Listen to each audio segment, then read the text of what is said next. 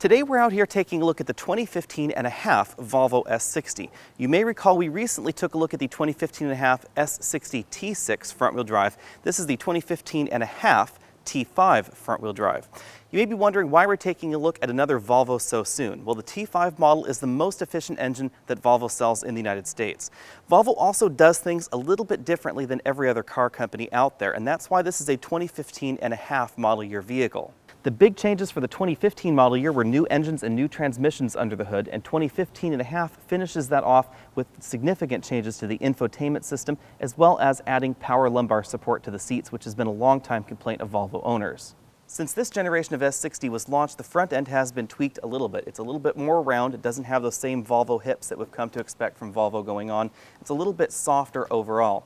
But things are also better integrated in the front. So the front parking sensors are better integrated than they have been before. The Volvo radar cruise control module no longer sticks out like a big bump from the front grille. It's nicely integrated over there on the passenger side. Brand perceptions tend to vary from market to market. And in the United States, some people have trouble seeing the S60 as a valid 3 Series or C-Class or Audi A4 competitor. But in most of the world, that's exactly what the S60 is. It's very obvious when you take a look at the size of the S60, because even though this is on the smaller side when you compare it to the C-Class, which has recently grown a great deal, and the Audi A4, which has always been one of the larger entries in this category, it's not too much smaller than a BMW 3 Series. It's right about the same size as a Cadillac ATS. Of course, the S60 is a front-wheel drive vehicle, and it's obvious when you take a look at the profile because we have this long hood right here, but the front wheels are not right up here up front like you'd find in the C-Class or the BMW 3 Series or the Cadillac ATS. They're actually sort of back here on the car like you'd find in the Audi A4, because the Audi A4 is a front-wheel drive based vehicle as well, and that Audi Quattro all-wheel drive system doesn't really change the proportions of the vehicle much. In the Audi system, the engine is entirely in front of the front axle. Even though Volvo's engine is right on top of the front axle, this actually doesn't have as good of a weight balance as the Audi A4. That is important to keep in mind. However, the Audi A4 and the Volvo S60 are definitely front-heavy vehicles in this segment, very much like you'll find something along the lines of the Acura TLX. Out back, we have this drastically sloping, large rear windshield. It doesn't affect rear headroom as much as you might think. Instead, it affects the trunk opening on the vehicle because Volvo chose to push this glass towards the rear of the vehicle, make this trunk lid very short, and that really sacrifices a little bit of trunk practicality, but still gives you more rear headroom than you'll find in something along the lines of a Mercedes CLA, which is strangely enough the same size as the S60 on the outside. Although the back of the S60 hasn't changed quite as much as the front, we do have some subtle changes going on right back here. We have a new bumper arrangement with better integrated parking sensors. We also have these integrated exhaust tips. These are actually part of the bumper cover itself, and the real exhaust tip is way under there.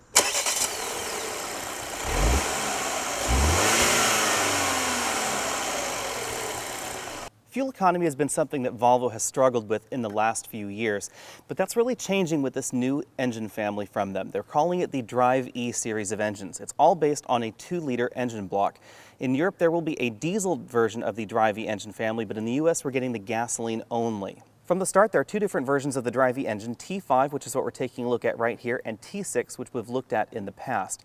The T number still indicates turbocharged, but the 5 and the 6 no longer indicates the number of cylinders because this is a 2-liter 4-cylinder engine.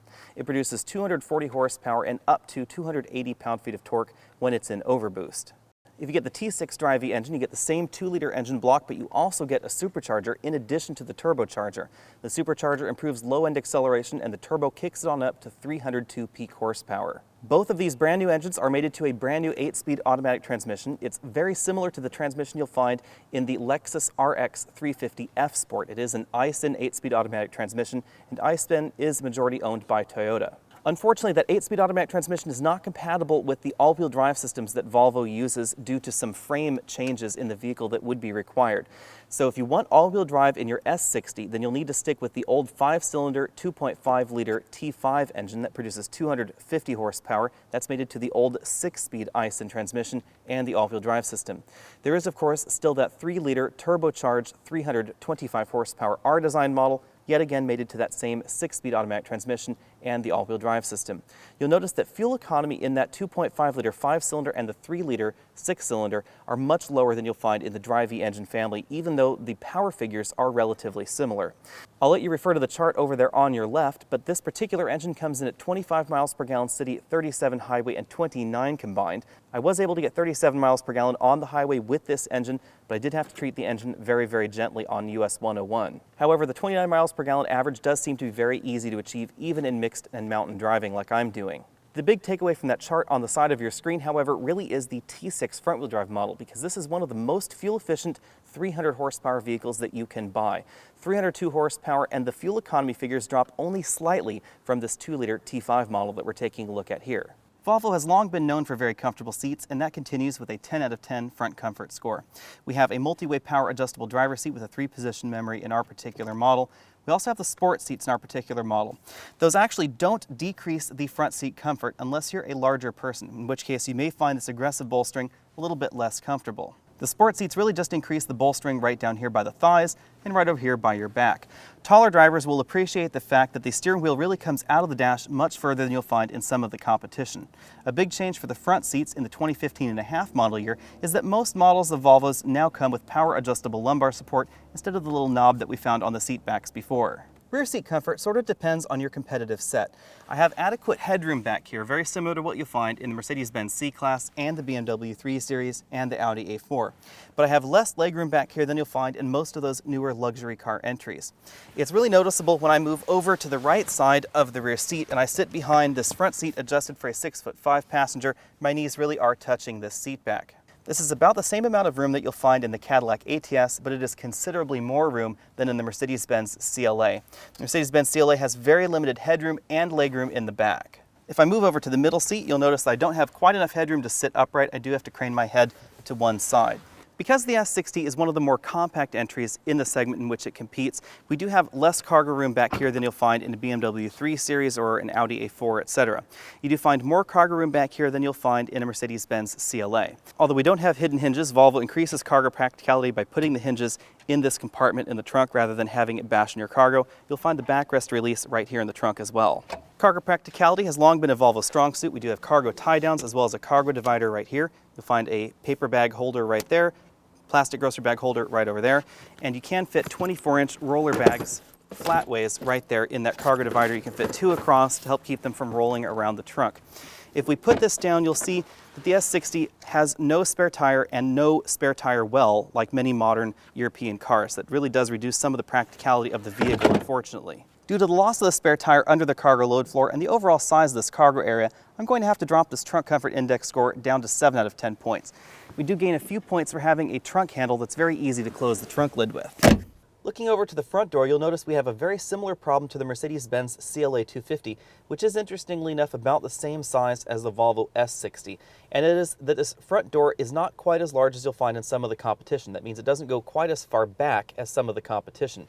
If you're a taller driver or a taller passenger, as this seat is adjusted for, you may find that you don't have anywhere for your elbow to go. Moving over to the front doors, this is all soft touch plastics except the inside of this little storage cubby right there. So we do have soft touch upper, soft touch lower, and a soft touch leather insert right there in the door.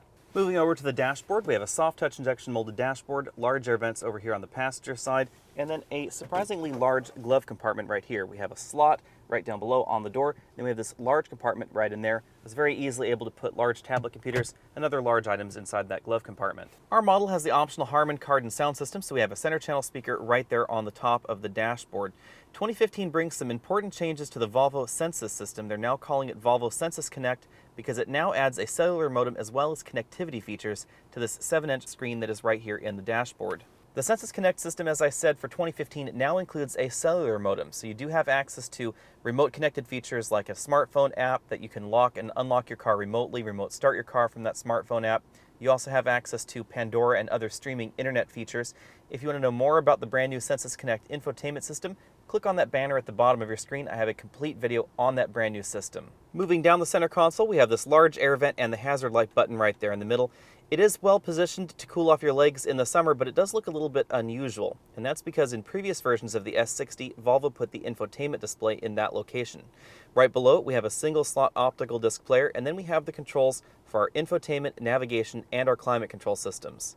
The controls are fairly self-explanatory. We have direct access buttons to our internet connected features. Those are all new for 2015.5. Direct access to My Car, which is where you'll find safety settings as well as vehicle settings.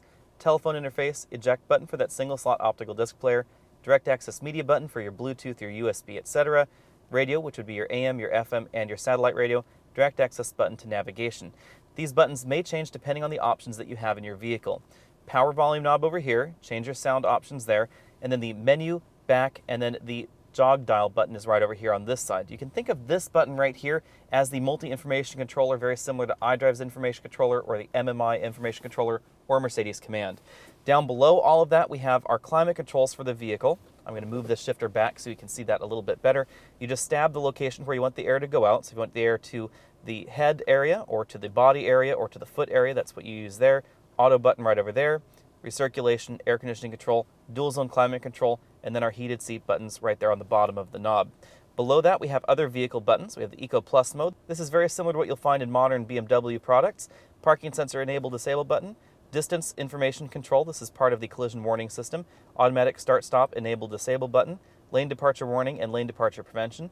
This button reclines the rear headrests. And then we have a direct access button to our backup camera or our front view camera, depending on how your vehicle is configured. Moving down from that, we have a more traditional looking shifter. For a while there, Volvo was doing this translucent design. I think this one looks a little bit more elegant. Drive is all the way down at the bottom. Sport is over to the left. You press up for up and down for down. Moving behind the shifter on the center console, we have a roller cover for our cup holders. These are very large and very deep cup holders. Large takeout drink right there. You can see it really doesn't affect the shifter area. We have a 12-volt power outlet between the two cup holders, and in certain world markets, this is just a storage compartment. Behind that, we have a small, softly padded center armrest. If we open it up, we find a 12-volt power outlet, auxiliary input, and then a deep but somewhat small storage compartment. Moving over to the driver's side, our model has the LCD instrument cluster. Notice we have some digital LED gauges right over here on the left side and on the right side, fuel gauge right over here, and then our transmission gear indicator on the right. Engine temperature right over here on the left in this particular display, power gauge over here on the right that tells you 0 to 100 how much power you're using in the engine, large speedometer and tachometer right there in the center. Now there's also a physical ring that separates these two areas of the display. So this ring right around here is a physical element in this display. However, it's all an LCD and it's all configurable. So this is the performance display. We also have a eco display right here. The eco display gives you an eco guide on this side of the display, and you get your tachometer moved over here to the right side of the display. An analog looking speedometer right there in the middle. We also have an elegance display, which is in theme very similar. It is black and red, as you can see there, and we get the engine temperature back right over here on the left side. I think this performance theme is my favorite. However, I think I would prefer the tachometer right over here on the right, and then this area to be an analog speedometer with a digital readout in the middle. Let me know what you think about this down there in the comment section down below. This is a very attractive display, but it's not as configurable as you'll find some of the competition. In the center of the display, you'll find the readouts for the safety systems. So the collision warning, lane departure warning system, you can enable it, disable it right there. It's also where you'll find things like your radar cruise control display. That does vary a little bit depending on which gauge cluster you're using. In the eco and performance themes, your speed limit is indicated by this little red triangle right there. Your set speed for your cruise control system would be indicated by a white line right up here, and then a larger white bar that it would extend all the way along to the speed of the vehicle in front of you. So if you were going 60 miles an hour, the vehicle in front of you was going 20, the display would indicate how fast you were going, how high your cruise control was set to, and the speed of the vehicle in front of you. Moving out to the steering wheel, we find basically the same steering wheel you'll find in most of the Volvo products. We have a sport grip right up here and then a little sport bump out on this area of the steering wheel as well. It's a very chunky steering wheel. It's also leather wrapped in our model. You'll find the cruise control buttons over here on this side. Since we do have the radar adaptive cruise control, we also have these distance buttons over here. You'll find the controls for the radio and infotainment system right over here on the right. Voice command button. This exit button and this little scroll wheel require a little bit of additional explanation. If you're having trouble seeing the finer detail in this screen, keep in mind Alex Nautos is now filmed in 4K, so you can go ahead and click that quality button on the lower right hand side of this video and you can improve the quality. So if you want to interact with this display, you click the menu button and then you can scroll around very much like BMW's iDrive. That allows the passenger easy access to the system, or the driver if you prefer using the button on the dashboard. You click OK to enter, you click exit or return to go back. You can do exactly the same thing with this scroll wheel on the steering wheel. So we click down for OK. You can scroll around, you can see your trip statistics, your Drive-E whatevers, and then you can interact with the system, and then you can click exit, which also functions as back. This allows you access to absolutely everything in this system. So you can go all the way back to the main menu, you can choose navigation, You can then enter an address using this. You can zoom in and out on the map, and you can also do that while you're in motion. You can go back, you can click on your media interface, you can choose a new media interface, say the iPod, whatever it is you want to look at right there, and you can see what is playing right there on your iPod. If you scroll around in the wheel, it will load your iPod and you can see your playlists, artists, albums, genres, etc. It's very, very easy to interact with, and you can again do that while you're driving. The biggest change between the 2014 and the 2015 model year vehicles that includes this 2015.5 S60 is this 8-speed automatic transmission in the front-wheel drive vehicles. Volvo has in the past been a few gears behind the German competition, most notably BMW and Audi with their 6-speed automatic transmissions, but that's not the case anymore in these front-wheel drive models. The biggest thing that you'll notice about this and its start-stop system is that unlike some of those other vehicles, this will actually turn off the engine before you have achieved a complete stop. So you're rolling to a stop sign, right around 4 miles an hour or so, this vehicle will actually turn off its engine. That behavior is defeatable via the auto start, stop, enable, disable button right here on the dashboard. We can also engage a neutral coast mode with this Eco Plus button that also engages the Eco Climate Control in the vehicle. How it works is this. I'm going 45 miles an hour on this road right here, engine spinning about 1300 RPM. If I take my foot off the gas, the transmission will immediately shift into neutral mode and the engine will go down to about 800 RPM. This can save gas in certain limited circumstances. Of course, with aggressive fuel cutoffs going downhill, this may cost you a little bit of extra fuel, but overall it will save you a few miles with every fill up. If you get the all-wheel drive models that still use the old 6-speed automatic transmission, you don't get this functionality. That feature and the 8-speed automatic transmission helped me average 29.1 miles per gallon over 650 miles of very mixed driving in this vehicle, including a lot of mountain driving like we're seeing right here. It was difficult to get 37 miles per gallon on the highway like Volvo says you can get, but I did manage to achieve it on level highway going about 70 miles an hour or so with the air conditioning on, so it is possible. However, the 29 mile per gallon average economy number is very achievable. That helps get this 10 out of 10 points in this segment. I would really like to see a vehicle in this segment with a hybrid system like the Lexus IS300 hybrid, but since that doesn't exist, this is going to have to win. I actually tie this with the BMW 320i's fuel economy numbers, which are very impressive. However, that 320i has considerably less power than this vehicle, and it is important to keep in mind. The diesel vehicles in this segment may give you better fuel economy numbers, but they're not going to be as cheap to operate as a vehicle like this that's gasoline and gets very high fuel economy numbers. The 8-speed automatic transmission has also had a serious improvement on acceleration, and I'm going to have to give this 8 to 9 out of 10 points depending on the version that you get. The only vehicles in this segment that are going to perform better than this are going to be a few limited vehicles like the BMW M3, certain versions of the BMW 335i. If you get the all-wheel drive system in that 335i, it is a little bit slower, but this S60 is incredibly fast in both of the T6 forms. I ran from 0 to 60 in 5.8 seconds in this T5 model, which is faster than the 328i and faster than a wide variety of those other more powerful options in this segment. That number drops down to a very surprising 5.4 seconds if you get the front-wheel drive T6 vehicle. It drops a little bit further if you get the T6R design, which is all-wheel drive and uses that 3-liter turbocharged engine. T5 all-wheel drive versus T5 front-wheel drive, there's also a difference in performance. The performance is about 0.2 to 0.3 of a second slower in the all-wheel drive version, even though we get more horsepower in that 5-cylinder engine. When it comes to the ride, I'll give the S60 9 out of 10 points. This has one of the best and most controlled rides in this segment. It never feels upset over broken pavement, and it's not overly harsh or overly stiff. In my opinion, this ties with the Mercedes-Benz C-Class in its normal form. I think the Sport Pack in the C-Class gets about 8 out of 10 points, and the C-Class, if you get the Airmatic air suspension, gets 10 out of 10 points. It's easily the softest and most compliant in the segment. Handling is a little bit tricky because it really depends on which S60 model you're taking a look at. In these front-wheel drive models, I'll give this 7 out of 10 points. The reason for that is because this segment is dominated by excellent handling rear-wheel drive based vehicles. If you get the all-wheel drive system in the S60, then it goes up to 8 to 8.5 out of 10 points. The S60 with all-wheel drive is a very competent vehicle because that all-wheel drive system really tries very hard to defy the laws of physics and help it feel more like a better balanced vehicle. The difference is pretty noticeable. With this front-wheel drive vehicle, you can feel it pushing into the corners like your traditional front-wheel drive vehicle, so it's going to be very similar to the CLA, the Audi A3, or the Audi A4 even. But the S60 has a precision and a polish that you don't find in the TLX. The TLX can feel a little bit artificial at times, especially in its front-wheel drive form with the all-wheel steering system. It doesn't feel quite as precise as the S60. Cabin noise came in at 69 decibels, so I'm going to give this 9 out of 10 points. It is one notch below the Mercedes-Benz C300, right about the same as the Acura TLX, even though that vehicle does have an active noise cancellation system. Volvo has a serious dedication to stopping, and that's really evident in our 9 out of 10 braking score. The only vehicles that are going to be better than this are going to be those high-performance versions of the German competition. This really has a very good braking feel to it as well. Braking pedal feel is very natural, very normal feeling. Volvo has a serious dedication to braking, and it's obvious with this braking system as well as the autonomous braking system that is standard on the S60, known as City Safety. If we shift this vehicle into sport mode, it's surprisingly light on its feet, even in this T5 form. We do get some torque steer, and of course, as I said, the vehicle does plow in those corners like that. But the S60 T6 is even more fun in front-wheel drive. I actually think that a high-powered front-wheel drive vehicle is kind of a hoot or a giggle, if you like. You do have torque steer, you do have wheel hop. Those are annoying to some people, but personally, I think it's amusing, for lack of a better word. It's just kind of fun. It makes me smile out on the road.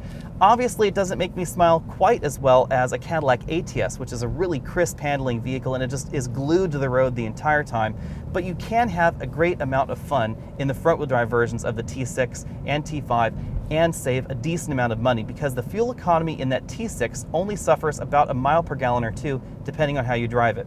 If you drive it gently, it'll only be about a mile per gallon. If you drive your S60 T6 hard, obviously you're going to be consuming a lot more fuel in order to make 300 horsepower. Obviously, with fuel economy being a critical feature in any modern vehicle, 4-cylinder engines and downsized engine displacements are becoming very, very common. The Audi A3 has a 1.8-liter engine in it. We find a 2-liter engine in the Mercedes-Benz C-Class of all vehicles. We also have a small turbocharged engine in the BMW 3 Series. So it's not unusual in this segment by any stretch of the imagination. But what is a little bit unusual is that the high horsepower version of the S60 is also a 4-cylinder engine. 302 horsepower out of a 4-cylinder engine is right about the same kind of power you get out of the 3-liter twin-scroll turbo BMW inline 6-cylinder engine. And obviously this is not going to sound quite as nice as BMW's inline 6 or even Volvo's own inline 6 engine. So the auditory sensations that you get out of the high horsepower versions in the S60 aren't going to be quite as nice, but they're just about as powerful. Before we move on to comparisons, you should know that Volvo, like many of the European manufacturers, offers a European delivery program. I have a different video on that if you want to know more about European delivery, but it is an option I would recommend if you have time to do that. It takes about 2 extra months to really get your vehicle versus custom ordering it. So if you're in a rush, order off the lot. If you can wait a few months, order it. If you can wait a few more months, then do European delivery. Very much like the other European entries, Volvo's pricing can get a little bit complicated because there are 4 different engines and a variety of different standalone options, packages, and trims available. Things start out with the 240 horsepower Drive-E engine that we're taking a look at right here at $33,950. You'll notice that is a little bit more expensive than you'll see the Mercedes-Benz CLA, the Audi A3, or the Lexus CT, but it is a little bit less expensive than the starting prices on the other European entries. The T5 comes in a base form, a Premier form, and a Platinum form. If you go for the T6 model, then you automatically get upgraded to the Premier, which is the middle level. Adding the Premier option on the T5 opens you up to a wide variety of standalone options. The most popular of those for me would be the optional radar adaptive cruise control system, which also includes the addition to the city safety system that allows it to detect pedestrians and cyclists. The city safety system starts out with the sensors that are right here in the windscreen. It includes a camera and some other sensors to scan the road ahead of you. If it determines that your collision is unavoidable and you're going below 31 miles an hour, it will attempt to bring the car to a complete stop. If you add the optional radar cruise control system, then it adds pedestrian and cyclist detection to the system, in addition to one of the best radar cruise control systems available on the market. This system handles stop-and-go traffic incredibly well. I'd also get the $500 sport seat option, the nearly $1,500 Bliss and self-parking system. Bliss is Volvo's blind spot information system, and it's now radar-based. So before it was camera-based, the new radar-based system performs much better in inclement weather. The self-parking system is very similar to what you'll find on Ford and GM products. It works very well. It's not at all like that Lexus system we saw a number of years ago. The last option is very unique to Volvo, and it's a $1,500 package that I like to call the heated everything package. It gives you heated front seats, heated rear seats, heated steering wheel, and most importantly, a heated windshield. If you live in a really icy or cold climate, this may be of added value to you, because really the only other options on the market are Jaguar and Land Rover vehicles that included heated grids in their windscreen. There are a few considerations with this package. You can notice that heating grid in the windscreen, especially in strong light. I don't really find it too much of a problem, but some people may be bothered by that. But here's why it works better than any of those other systems out there. In most other vehicles, you heat the engine heats air, and that air heats the windscreen, and it takes some time to do that. With this system, you just press the button and it defrosts the front windscreen very rapidly because those electric wires actually heat the windscreen glass itself. The Mercedes-Benz C300 has really gone upmarket in this last generation, and Mercedes, for all the right reasons, has decided to no longer make the Mercedes compete with the entry-level options in this segment. That makes the Mercedes significantly more expensive than the S60. Obviously, the S60 is still the value option when compared to that Mercedes, but they're very different kinds of vehicles. That's exactly why Mercedes now has the Mercedes-Benz CLA, which we'll talk about in a little bit. The BMW 328i is really the model that competes with the T5 model that we're taking a look at here. The 320i was really designed to compete with the Mercedes-Benz CLA and the Audi A3. The S60 T5 is about $4,000 less expensive than a comparably equipped 328i at this end of the price range. If, however, you take a look at the S60 T6 front-wheel drive, that's the 302 horsepower version, and you load it all the way up, getting similar options in a BMW 328i would actually set you back $9,000 more expensive than the Volvo. So it's obvious that the Volvo really is the value option when you compare it to the BMW 3 Series. It's not going to handle as well as the 328i, but the difference between the two may actually surprise you, especially with that T6 model. In terms of performance, 0 to 60, it's very similar in the 328i and the T5 model, and the T6 front-wheel drive model is faster. Cadillac's ATS is very similarly priced, but it has less power in base form than this model. You have to get the 2-liter turbo ATS in order to get the same kind of power. The Cadillac handles much better than this. The Cadillac is actually the best handling vehicle in this segment by far, easily beating the BMW 3 Series. It is, however, a little bit small, so you have the same kind of size problems on the inside. You no longer get a larger vehicle for the same price, which is what we expected out of Cadillac before.